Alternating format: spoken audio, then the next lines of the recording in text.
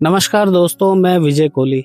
जैसा कि आपको पता ही है कि मैं और मेरा क्रू आजकल टिहरी, पौड़ी, देहरादून समेत कई क्षेत्रों के भ्रमण में हैं, जहां से कि हम आपके लिए रोचक जानकारियां एकत्रित कर रहे हैं। साथ में ही हमें कल देहरादून निकलना था, पर आज हमें पता लगा कि वहां पे सहस्त्रधारा, प्रेम नगर और देहरादून के आसपास के एरिए बादल फटने के कारण आपदा से काफ़ी वहाँ पे लोगों की जान माल की क्षति पहुँची है, जिसका कि हमें काफ़ी दुख है, काफ़ी खेद है।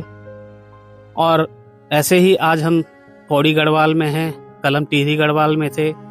समस्त क्षेत्रों के भ्रमण में हमें एक बात लोगों से नाराज़गी के तौर पर सुनने को मिल रही है कि उत्तराखंड के कई जाने माने चेहरे, जबकि उत्तराखंड को ऐसी आपदा में, ऐसे समय में उनकी ज़रूरत है, वो न जाने कहीं लापता हैं या छुप गए हैं।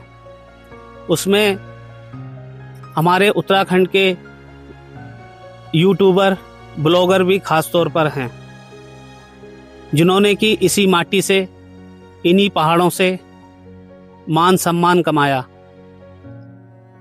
यूं कहे कि उन्हें एक नई पहचान मिली।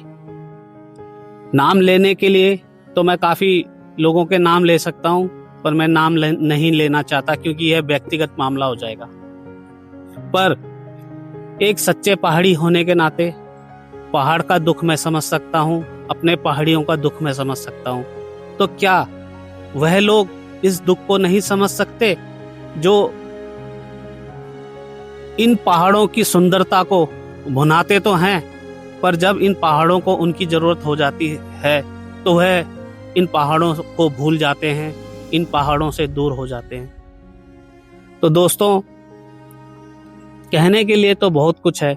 जैसे कि कई लोग हमारे उत्तराखंड के निवासी हमसे क्वेश्चन कर रहे थे और सवाल भी कर रहे थे, पर जवाब भी स्वयं ही दे रहे थे कि उन्होंने जैसे पंजाब का उदाहरण दिया कि आज समस्त पंजाब के साथ वहाँ के ब्लॉगर, यूट्यूबर, गायक, संगीतकार, फिल्मकार, हर लोग उन्होंने दिल खोलकर दान दिया।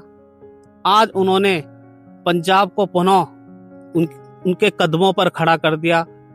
किसी भी पंजाब वासी को यह महसूस नहीं हुआ कि उन्हें कहीं अन्य से मदद की जरूरत पड़े। उनकी मदद स्वयं कई लोगों ने गांवों को गोद लेकर, आर्थिक सहायता कर दिल खोलकर दान देकर पुनः पंजाब के कदमों पर खड़ा कर दिया। ये देश ने, समस्त देशवासियों ने देखा, इसमें कोई झूठ नहीं है।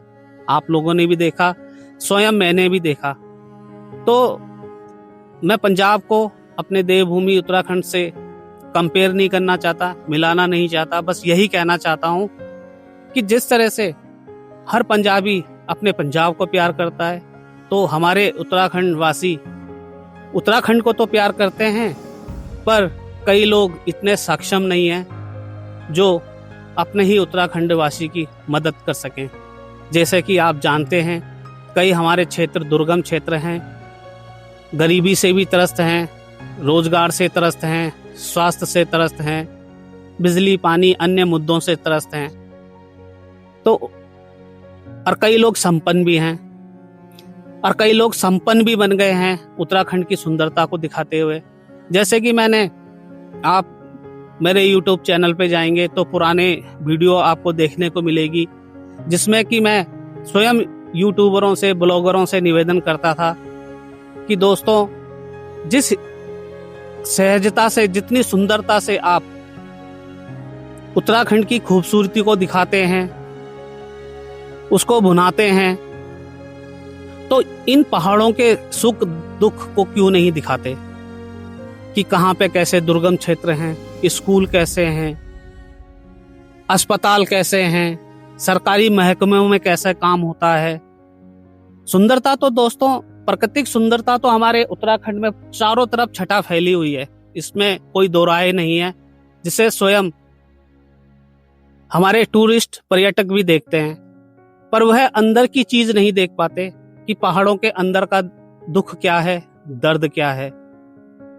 मैंने उस चैनल में आपसे बोला था कि कृपया उस सुख, उस दुख को दिखाइए, उन खोरी को दिखाइए, पर शायद वह लोग नहीं दिखाना चाहते। हो सकता है उन्हें वो लाभ ना मिले जो लाभ उन्हें ऐसी चीजों को दिखाकर मिल जाता है।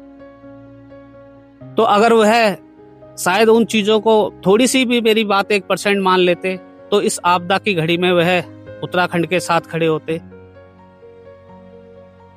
कम से कम उत्तराखंड के इस दुख को तो दिखाइए।